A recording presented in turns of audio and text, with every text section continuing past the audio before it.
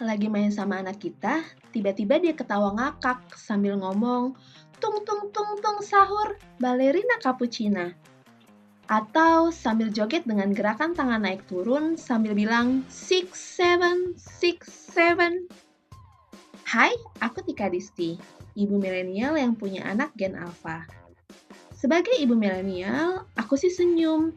Tapi di kepala aku cuma mikir, ini bahasa apa ya? Lucunya di mana?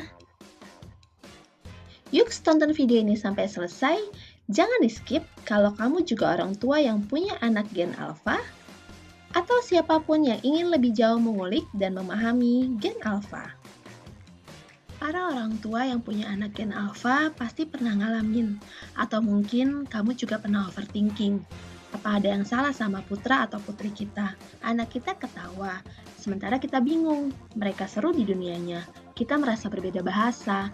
Ya ampun, apa yang harus aku update sebagai orang tua? Tenang, jangan cemas dulu ya Millennials Mania. Sebagai orang tua, tumbuh dengan komunikasi yang rapi. Di zaman kita, humor yang kita lemparkan harus punya cerita. Sementara Gen Alpha lahir di dunia layar digital. Mereka auto akrab dengan algoritma, video pendek, dan humor yang gak perlu makna tapi viral.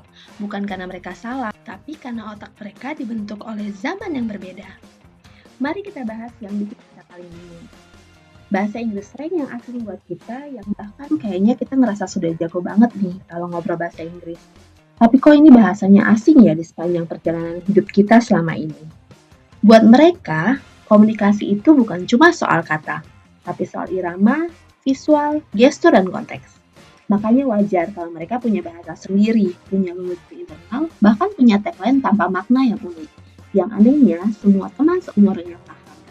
Saat semua temannya ketawa di momen yang sama dan paham pembahasan yang sama, anak kita merasa, aku diterima. Itu kuncinya. Jadi kalau kita berkomunikasi dengan logika, anak kita berkomunikasi dengan rasa. Kadang kita sering maksain pakai bahasa generasi kita untuk menjangkau dunia mereka.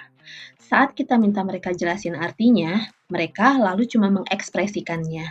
Saat kita minta penjelasan logikanya, mereka pun bingung.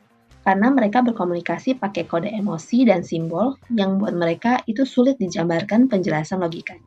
Ngaku deh, kita sebagai orang tua sering tanpa sadar bilang, itu apaan sih? Gak jelas. Ngomong yang bener dong. Pasti kita juga pernah takut anakku kecanduan gadget atau dapat pengaruh yang aneh-aneh.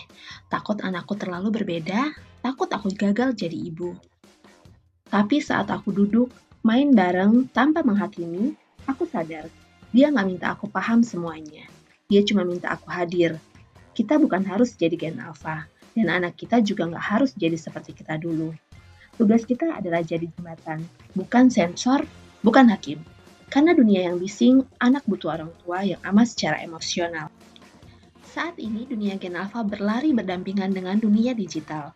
Saat anakmu ikut berlari, gak perlu takut anakmu jatuh.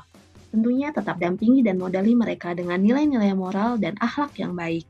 Jadi sekarang, kamu boleh tulis di kolom komentar, anomali viral apa yang paling bikin kamu bengong?